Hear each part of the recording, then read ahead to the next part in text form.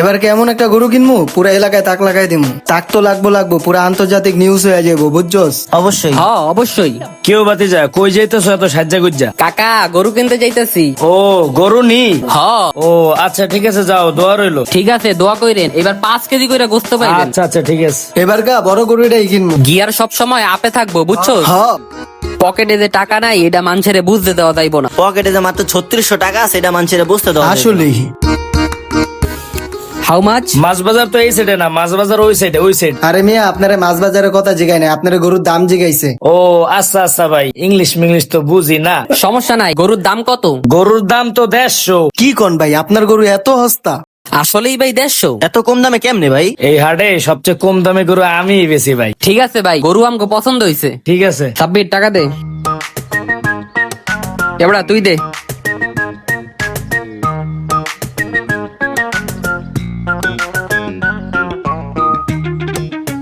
ঠিক আছে, এই যে ভাই।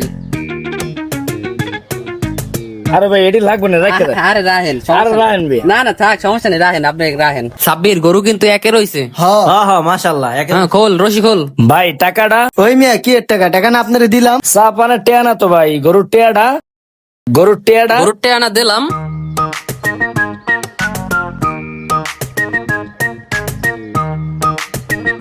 হইত মিয়া গরুর দাম কি 150? ওই মেয়ে আপনি তো কইলেন 150, আমরা কইছি। আপনি তো বললেন 150। ওই মিয়া এই দেশ এই দেশ না, এই দেশ মানে 1.5 লাখ। এই মিয়া চেনেন এই কারা? এই হইলো নোয়াখালীর কিং, আর এই হইলো বরিশালের ডন, অনেক ক্ষমতা। অতিরিক্ত ক্ষমতাবান। ওইসব ক্ষমতা গরুর হাটে চলে না। মিয়া বরিশালে জোড়া উট কোরবানি দি, আপনার এই লেদা গরু কেটা কেনবে 1.5 লাখ টাকা দিয়ে? ওইসব ফাপ্পর বরিশালে দিয়েন, ঢাকা এটি চলে না। দূর মিয়া জানেন তে। ওরে মিয়া ঢাকা আইছি দেখা খালি এইবার গরু কোরবানি দিতা। এবারে আসলে কি তোরা বরিশালে জোড়া উঠ করবা না?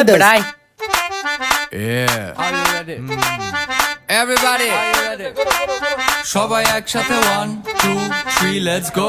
মাওলা আমার মাওলা, তুমি নিচে দেখো তাকাইয়া, রাস্তা দিয়া যাবো কেমনে, ছাগলের দাম বেশি না, দাম জিগাইও না রে ভাইয়া, 10,000 টাকাও না, রমরমা এই ছাগল নিয়া। এবারে গরু তো পাইতাছি না, কি করমু? হ্যাঁ